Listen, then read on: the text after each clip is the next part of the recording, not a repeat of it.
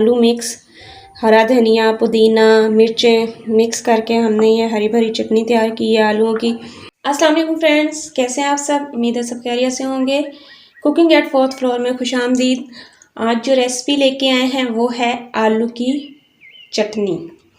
आलू की हरी भरी सब्ज़ चटनी बनाने जा रहे हैं और उसके लिए हमें जिन चीज़ों की ज़रूरत है वो ये हैं। आलू ले लिए हैं 4, हस्बे ज़ायका नमक ले लिया है, ज़ीरा ले लिया 1 चम्मच, 5 हमने मिर्चें ले ली हैं ग्रीन चिलीज़, ये आप चेक कर सकते हैं। पुदीना और धनिया मिक्स मैंने किया हुआ है।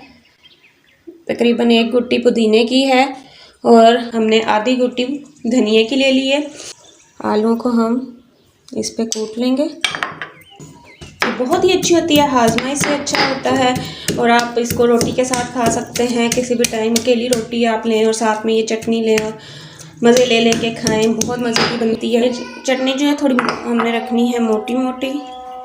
तो ये आलू हम इतने ही कूटेंगे, ये देखें इस शेप में आलू होंगे। मैं इनको निकाल लूँगी बाउल में।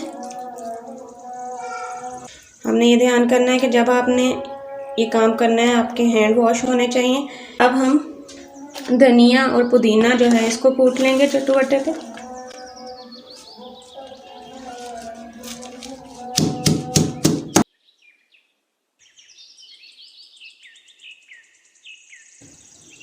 नमक डाल देना है इसमें और ज़ीरा भी हम इसी में डाल देंगे।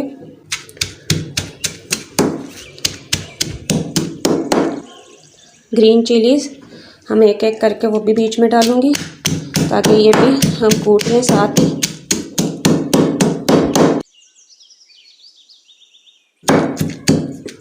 जी फ्रेंड्स, ये हमारी चटनी हो चुकी है तैयार। ये देखें, ये हमने शेप इसकी रखनी है, ये देखें ये वाली शेप हमने रखनी है। अब हम इसको कर लेंगे मिक्स आलूओं के अंदर, साफ़ कर लेंगे। आप एक स्पून के साथ भी इसको कर सकते हैं। ये देखें, ये इसके अंदर डाल लूँगी, इसमें डालूँगी आलू। अब मैं इसको मिक्स करूँगी एक स्पून की मदद से।